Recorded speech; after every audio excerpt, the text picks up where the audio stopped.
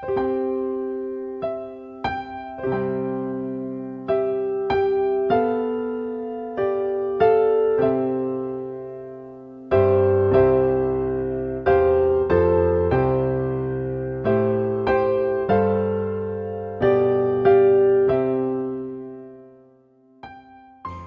pagi pendengar setia Radio Cakrawala yang diberkati Tuhan kita Yesus Kristus. Salam jumpa pagi ini dalam kasih dan anugerah Allah bagi setiap kita yang percaya dan bersandar penuh kepadanya. Sahabat Cakrawala, sesaat lagi kita akan bersama-sama mendengarkan renungan Roti Hidup yang akan disampaikan oleh Letnan Faris, Opsir Korps Palembang. Selamat mendengarkan, Tuhan Yesus memberkati.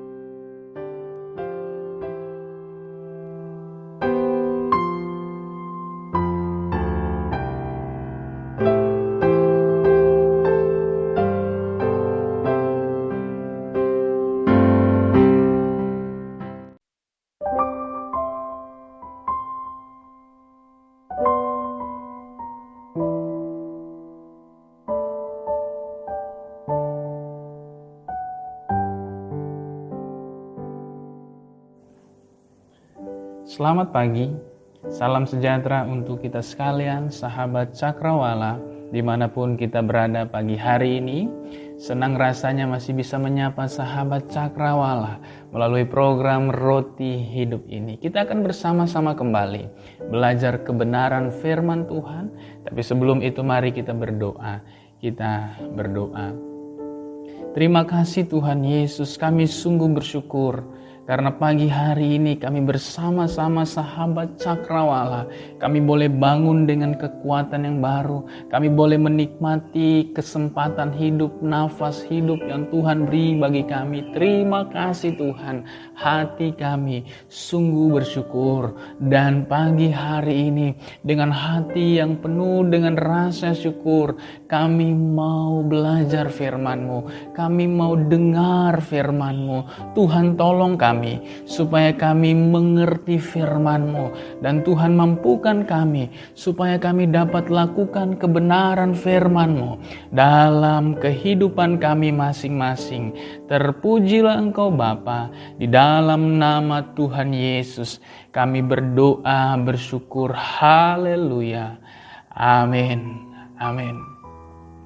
Sahabat Cakrawala yang diberkati oleh Tuhan, pembacaan firman Tuhan pada pagi hari ini 2 Samuel pasal 16 ayat 5 sampai ayat yang ke-14. 2 Samuel pasal 16 ayat 5 sampai ayat yang ke-14. Saya akan bacakan ayat 5 sampai ayat 8. Bagian ayat yang tidak sempat saya bacakan, kita akan bersama-sama mempelajarinya dalam renungan pagi hari ini. Lembaga Alkitab memberi judul Simei mengutuki Daud. Demikian sabda Allah. Ketika Raja Daud telah sampai ke Bahurim, keluarlah dari sana seorang dari kaum keluarga Saul. Ia bernama Simei bin Gera.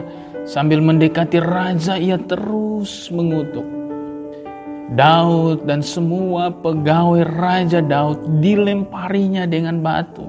Walau segenap tentara dan semua pahlawan berjalan di kiri kanannya. Beginilah perkataan Simei pada waktu ia mengutuk, "Enyalah, enyalah, engkau penumpah darah, orang dursila. Tuhan telah membalas kepadamu segala darah keluarga Saul yang engkau gantikan menjadi raja.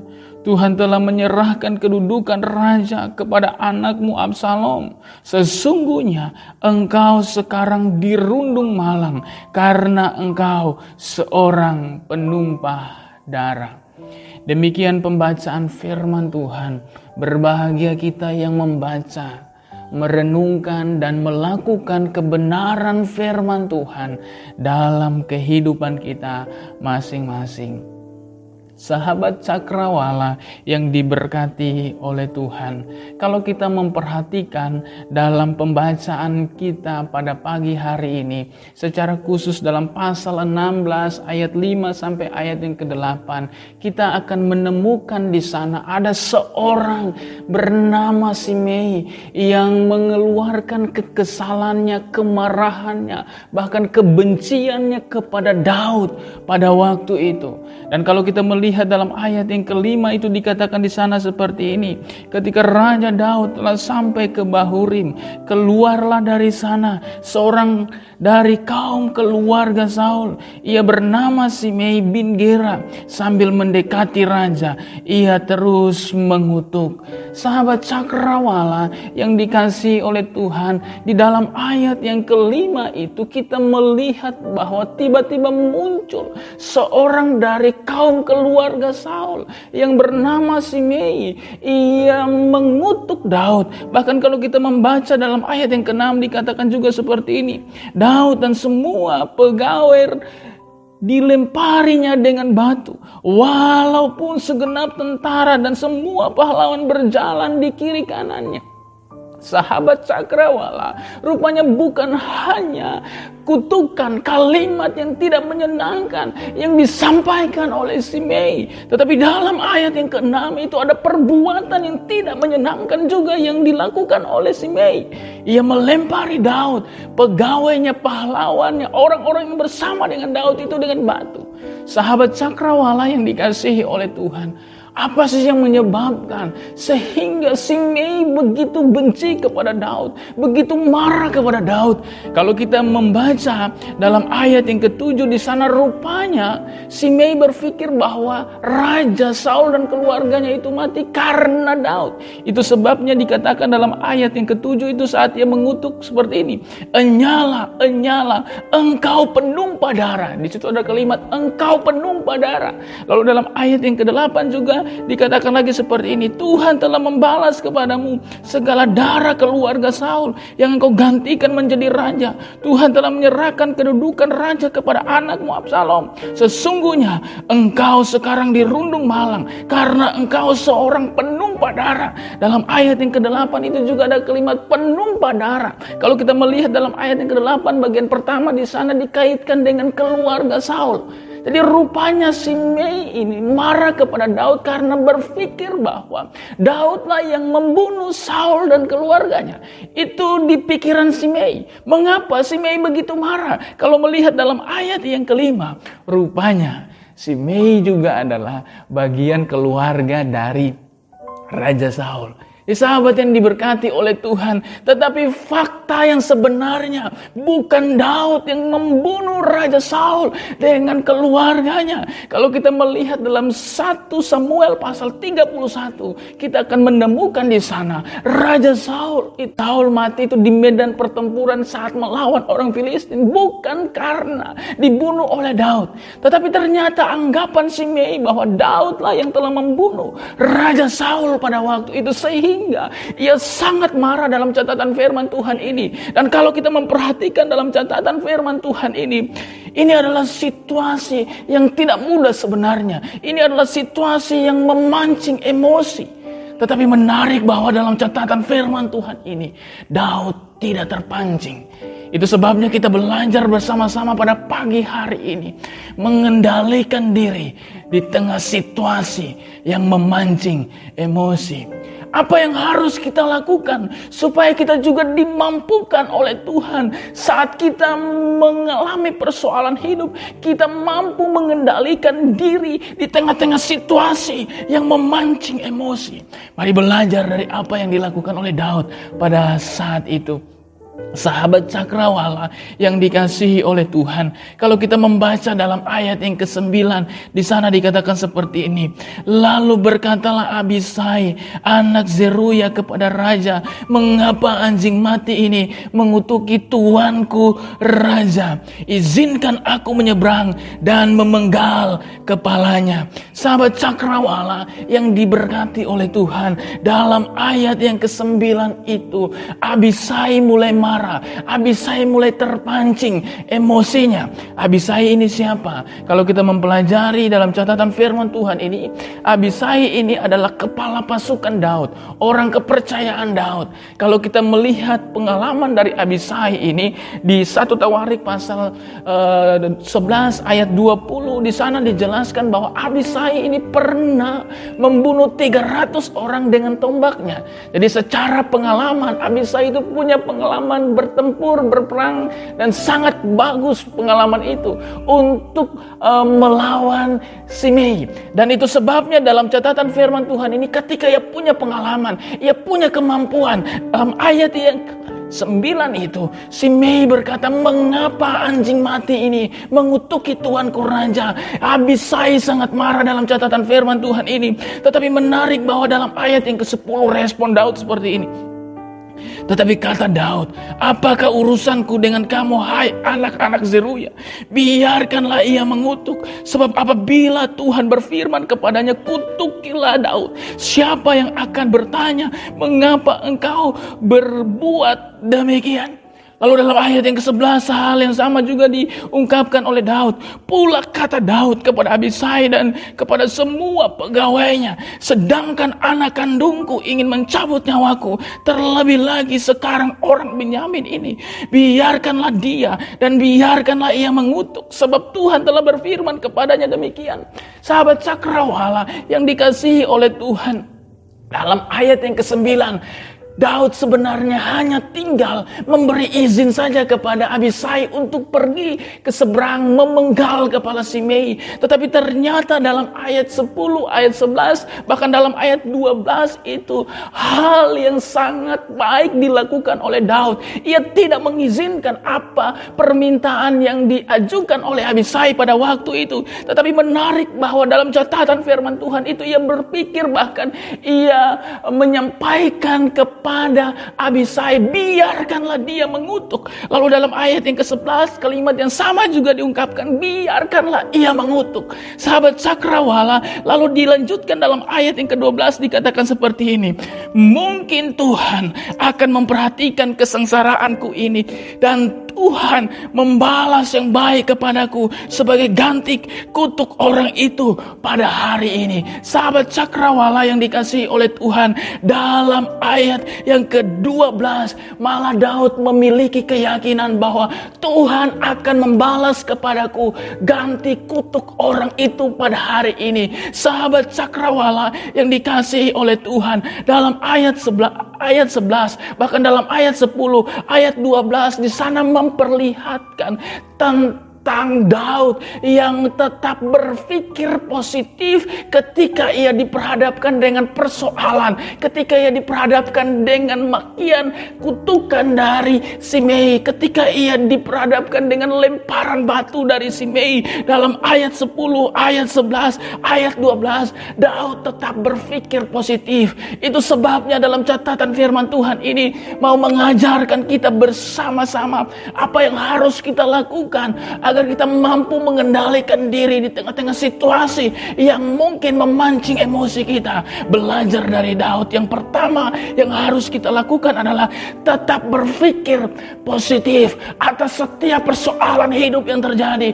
Itu yang dilakukan oleh Daud. Ia tetap berpikir positif, dan karena ia berpikir positif, ia berkata dalam ayat yang ke-10 dikatakan, biarkanlah dia mengutuk. Bahkan dia berkata dalam ayat yang ke-11 diulangi lagi, biarkanlah dia mengutuk. Dan oleh karena pikiran positif itu juga, ia tidak mengizinkan Abisai untuk memenggal kepala Simei. Dalam ayat 9 itu Abisai meminta izin, tetapi Daud tidak memberi izin itu. Sahabat Cakrawala yang dikasihi oleh Tuhan, andai saja Daud tidak berpikir positif pada waktu itu, maka saat Abisai meminta izin, Daud bisa langsung perintahkan pergi ke seberang, penggal kepala Simei. Tetapi bukan itu yang dilakukan oleh Daud. Ia mampu berpikir positif, tidak memerintahkan Abisai untuk pergi ke sana. Bahkan dalam ayat firman Tuhan itu, ketika Daud berpikir positif, ia membiarkan saja apa yang dilakukan oleh Simei pada waktu itu. Bahkan dalam ayat yang ke 12, ia melihat bahwa Tuhan pasti membalas yang baik kepadaku, ganti kutuk orang itu. Sahabat Cakrawala yang diberkati oleh Tuhan, jadi orang-orang yang mampu berpikir positif di tengah-tengah situasi yang memancing emosi, maka ia mampu mengendalikan dirinya. Daud mampu mengendalikan dirinya. Bahkan orang-orang yang mampu berpikir positif di tengah-tengah situasi yang memancing emosi, ia mampu menenangkan. Abisai sudah panas, tetapi di sana Daud hadir bukan untuk menambah-nambah supaya Abisai lebih panas, tidak. Tapi di dalam catatan firman Tuhan itu, ia mampu menenangkan Abisai di sana. Lalu dalam catatan firman Tuhan ini, orang yang tetap berpikir positif di tengah-tengah persoalan hidup yang sedang diperhadapkan dengan dia, ia tetap mampu melihat kebaikan Tuhan. Dalam ayat yang ke-12 itu, Daud berkata, Tuhan akan membalas yang baik kepadaku, ganti kutuk orang itu. Sahabat Cakrawala yang dikasihi oleh Tuhan, firman Tuhan juga mengingatkan kita bersama-sama pada pagi hari ini, tetap berpikir positif ketika kita diperhadapkan dengan keadaan-keadaan yang sulit. Tetap berpikir positif. Dan ketika kita tetap berpikir positif di tengah-tengah keadaan yang memancing emosi itu, maka percayalah, engkau akan bisa mengendalikan dirimu. Engkau akan bisa menenangkan. Mungkin ada orang-orang di sekitarmu sedang panas, maka engkau akan bisa melihat bahwa di atas semuanya Tuhan itu baik. Tuhan akan membalas yang baik. Ganti dari kutuk, ganti dari perlakuan yang tidak adil, tidak baik yang ditujukan kepadamu. Sahabat Cakrawala yang dikasihi oleh Tuhan, itu sebabnya pada pagi hari ini kita boleh belajar bersama-sama mengendalikan diri di tengah-tengah situasi yang memancing emosi. Apa yang harus kita lakukan? Yang pertama adalah tetap berpikir positif. Itu bagian yang pertama. Tetapi bagian yang kedua, sahabat Cakrawala yang dikasihi oleh Tuhan, dalam ayat yang ke-13 dan 14 dikatakan seperti ini. Demikianlah Daud melanjutkan perjalanannya dengan orang-orangnya. Sedang Simei berjalan terus di lereng gunung, bertentangan dengan dia. Dan sambil berjalan, ia mengutuk, melemparinya dengan batu dan menimbulkan debu. Lalu ayat 14 dikatakan, dengan lelah sampailah raja dan seluruh rakyat yang ada bersama-sama dengan dia ke Yordan. Lalu mereka beristirahat di sana. Sahabat Cakrawala yang dikasihi oleh Tuhan, dalam ayat yang ke-13 itu Simei masih mengutuk. Di sana dikatakan, demikianlah Daud melanjutkan perjalanannya. Jadi Daud tetap melanjutkan perjalanannya, sekalipun di tengah-tengah perjalanannya diiringi oleh Simei. Bahkan dalam catatan firman Tuhan itu dikatakan, di sana Simei berjalan terus di lereng gunung, bertentangan dengan dia. Sahabat Cakrawala yang dikasihi oleh Tuhan, jadi ketika Daud melanjutkan perjalanannya, Simei juga mengikuti dari lereng gunung yang satu. Dan di saat Simei mengikuti dari lereng gunung yang satu, yang dilakukan oleh Simei adalah ia masih mengutuk dari lereng gunung yang satu itu. Yang dilakukan oleh Simei dari lereng gunung itu, ia masih melempari. Sahabat Cakrawala yang dikasihi oleh Tuhan, dalam catatan firman Tuhan ini perbuatan yang tidak menyenangkan sebenarnya yang dirasakan oleh Daud pada saat itu.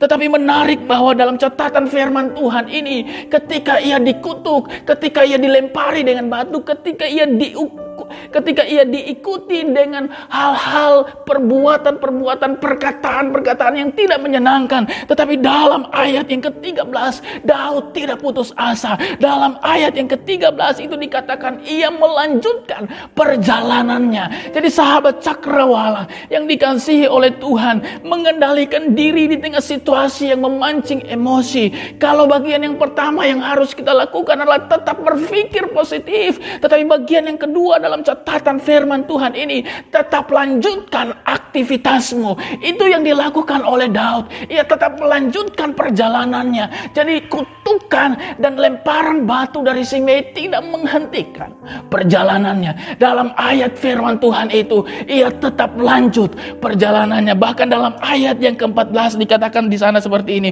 dengan lelah sampailah raja dan seluruh rakyat yang ada bersama-sama dengan dia ke Yordan, lalu mereka beristirahat di sana. Sahabat Cakrawala yang diberkati oleh Tuhan, kalau saja pada saat itu Daud berhenti karena kutukan, karena lemparan batu dari Simei, Daud tidak akan pernah sampai ke Yordan. Dalam ayat firman Tuhan itu dikatakan, dengan lelah sampailah raja dan seluruh rakyat yang ada bersama-sama dengan dia ke Yordan. Ini yang terjadi, ia sampai ke tujuannya. Bahkan dalam ayat firman Tuhan itu, ia bisa beristirahat di sana. Kenapa? Karena Daud tidak putus asa, karena Daud tidak berhenti di situ saja. Ketika ia dikutuk, ketika ia dilempari dengan batu, mengapa Daud tidak membalas itu? Ia lebih memilih untuk melanjutkan perjalanannya, karena ia tahu bahwa apa yang dilakukan oleh Simei, apa yang dikatakan oleh Simei adalah sebuah kebohongan. Sebab ia mengerti bahwa bukan dia yang membunuh Raja Saul, melainkan Raja Saul mati dalam medan pertempuran. Itu sebabnya dalam catatan firman Tuhan ini, ia memilih untuk tetap lanjutkan perjalanannya sekalipun diiringi oleh kutukan dan lemparan batu. Sahabat Cakrawala yang dikasihi oleh Tuhan, kadang-kadang juga di tengah-tengah perjalanan kita dipertemukan dengan orang-orang yang berpikir seperti Simei ini, hanya karena ada ikatan keluarga lalu membela keluarganya mati-matian tanpa melihat fakta yang sebenarnya. Kita boleh membela keluarga kita boleh membela sahabat kita, tetapi kita harus melihat fakta yang sebenarnya. Itu yang tidak dilihat oleh Simei. Dan kadang-kadang kita dipertemukan dengan orang-orang seperti ini. Tetapi saya mau katakan pada pagi hari ini, ketika engkau dipertemukan dengan orang-orang seperti ini, mari belajar dari apa yang dilakukan oleh Daud. Lanjutkan aktivitasmu. Jangan sampai engkau terpengaruh dan berhenti karena kata-kata orang lain, karena perbuatan orang lain. Itu sebabnya kita harus tetap lanjutkan aktivitas kita saat mengalami keadaan-keadaan yang sulit. Sebab kita tahu bahwa apa yang mereka katakan bukan seperti itu faktanya. Sahabat Cakrawala yang dikasihi oleh Tuhan, mengendalikan diri di tengah situasi yang memancing emosi ini tidak mudah. Tetapi pada pagi hari ini kita belajar bersama-sama dari apa yang dilakukan oleh Daud pada waktu itu. Apa yang harus kita lakukan supaya kita mampu mengendalikan diri di tengah-tengah situasi yang memancing emosi. Yang pertama yang harus kita lakukan adalah tetap berpikir positif atas setiap persoalan hidup yang terjadi. Maka di saat engkau mampu berpikir positif, di saat-saat situasi yang memancing emosi itu, engkau pasti mampu mengendalikan diri. Engkau pasti menenangkan orang lain yang mungkin sedang panas di saat itu. Bahkan engkau pasti akan melihat kebaikan Tuhan atas setiap perbuatan yang tidak menyenangkan yang engkau alami. Daud berkata, Tuhan akan membalas yang baik kepadaku, ganti kutuk orang itu. Jadi itu bagian yang pertama, harus tetap berpikir positif. Tetapi bagian yang kedua dalam catatan firman Tuhan ini, tetap lanjutkan aktivitasmu. Jadi kata-kata, perbuatan yang tidak menyenangkan yang mungkin engkau sedang alami saat ini, jangan sampai menghentikan langkahmu untuk maju. Melainkan dalam catatan firman Tuhan ini, ajarkan kita bersama-sama untuk lanjut aktivitasmu. Terpujilah Tuhan. Tuhan menolong kita semua. Amin. Mari kita berdoa. Terima kasih Tuhan Yesus untuk kebaikan-Mu. Pada pagi hari ini kami boleh bersama-sama belajar firman-Mu. Tuhan mampukan kami untuk melakukan kebenaran firman-Mu dalam perjalanan kehidupan kami masing-masing. Terkadang Bapa, kami diperhadapkan dengan situasi-situasi yang memancing emosi kami. Tetapi pada pagi hari ini kami boleh belajar bersama-sama. Kami diingatkan oleh kebenaran firman-Mu untuk tetap mampu berpikir positif atas persoalan hidup yang terjadi. Untuk tidak menyerah, melainkan tetap melanjutkan aktivitas kami. Sebab kami tahu bahwa Engkau Allah yang akan menolong setiap perjalanan kami. Umat-umat-Mu, terpujilah Engkau Tuhan. Dalam nama Tuhan Yesus kami berdoa. Haleluya. Amin. Selamat beraktivitas untukmu sahabat Cakrawala. Tuhan memberkati dan melindungi engkau. Amin. Haleluya.